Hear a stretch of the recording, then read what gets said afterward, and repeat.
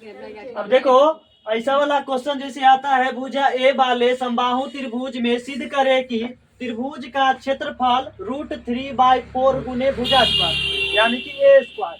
तो सबसे पहले हमको कहा क्या है क्वेश्चन में, समबाहु त्रिभुज। समबाहु त्रिभुज उस त्रिभुज को कहते हैं जिसके सभी भुजा आपस में बराबर हो। तो सबसे पहले हम एक त्रिभुज को ड्रॉ कर लेते हैं, समबाहु त्रिभुज बना लेते हैं। समबाहु त्रिभुज में सभी भुजा आपस में बराबर होता है। तो कौन बोला है, भुजा ए वाले। तो सभी भुजा को हम क्या मान लेंगे, ए मान लेंगे।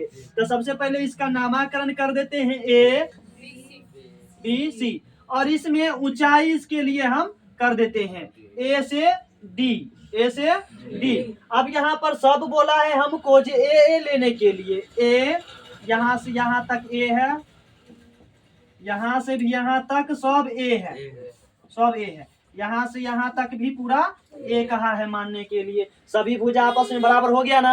अब यहाँ से यहाँ तक जब बी से हमारा ए है तो ये आधा ए है, आधा ए है, तब ना पूरा मिलकर के ए बना है। ए के आधा ये भी है, ए के आधा, तो आधा कहने का मतलब a/2, a/2। अब यहाँ पर से सब कुछ पता हो गया, लेकिन एडी जो है ये समबाहु त्रिभुज का ऊंचाई वो हमको ज्ञात। तो त्रिभुज का क्षेत्रफल ज्ञात करने के लिए हमको इसका ऊंचाई पहले ज्ञात करना पड़ेगा। तो हम इस त्रिभुज में देखें, जो त्रिभुज जो एडी है वह त्रिभुज को दो बराबर भागों में बांट दिया।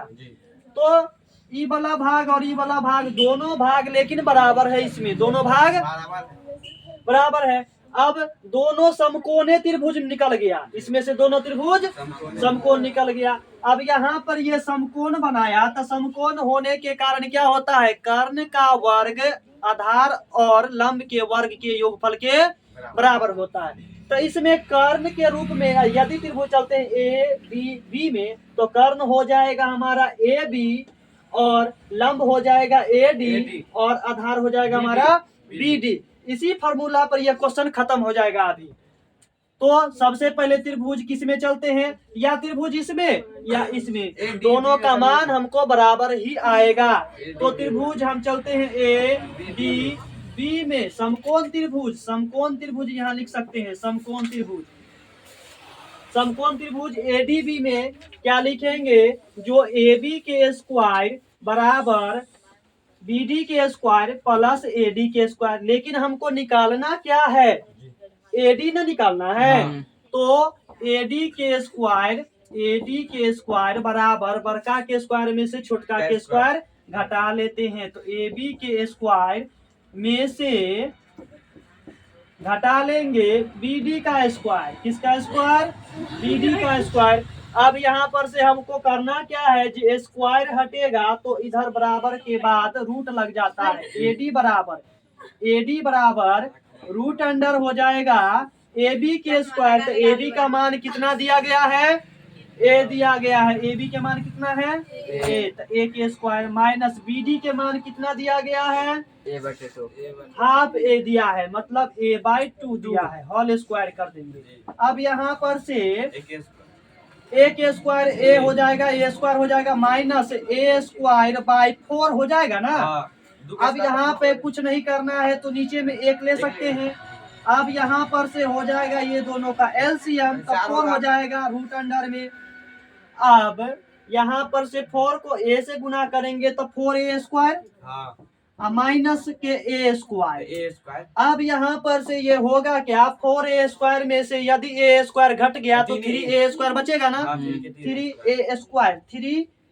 3a² बट्टे यहाँ पे 4 का 4 बचेगा। लेकिन इसमें भी रूट है, इसका मतलब हुआ जो दोनों में रूट है, तो इसको हम एक ही रूट के अंदर लिख देते हैं, 3a² बट्टे 4। अब यहाँ पर से a² डबल है, तो रूट कब टूटता है, जब कोई चीज डबल होता है। 4 में 2 डबल है तो a² टूट सकता है, 4 टूट सकता है, लेकिन 3 नहीं टूटेगा। तो यहाँ पे आएगा कितना, √3 का 3 ही रहेगा, और ये 4 के बदले कितना आ जाएगा, 4 के बदले 2 आ जाएगा। √4 का यदि आंसर हम निकालेंगे तो उसका आंसर आता है 2। अब यहाँ पर से आ गया ए, यानी कि √3/2a आ गया। ये हमारा ऊंचाई आ गया, ऊंचाई h। लेकिन हमको यहाँ पे क्वेश्चन को नहीं कहा है छोड़ने के लिए, बोला है त्रिभुज का क्षेत्रफल ज्ञात करने के लिए। तो समबाहु त्रिभुज का क्षेत्रफल जो होता है, समबाहु त्रिभुज का क्षेत्रफल आधार गुने ऊंचाई होता है। क्या होता है? आधार गुने ऊंचाई। अब आधार के जगह कितना दिया गया है? तो पूरे आधार न है, तो पूरे ये त्रिभुज पूर्ण रूप से आधार किस पे है? तो ए पे टिका हुआ है। तो आधार के जगह कितना? ए। और ऊंचाई के जगह अभी हम निकाले हैं ना, कितना? √3। अब √3 बट्टे मतलब कितना हो जाएगा? 2। ये कितना है? ए था ना, तो ए। अब यहाँ पर से कितना हो जाएगा? तो हमारा √3 हो जाएगा और बट्टे 2 का 2 हो जाएगा, और ए गुना होकर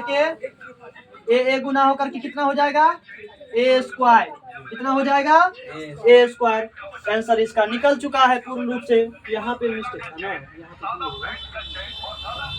जो हमको पूछा था वो हमारा आ चुका है। √3/2 भुजा स्क्वायर यानी ए स्क्वायर हो गया। यही आंसर था, यही सिद्ध करने के लिए कहा था।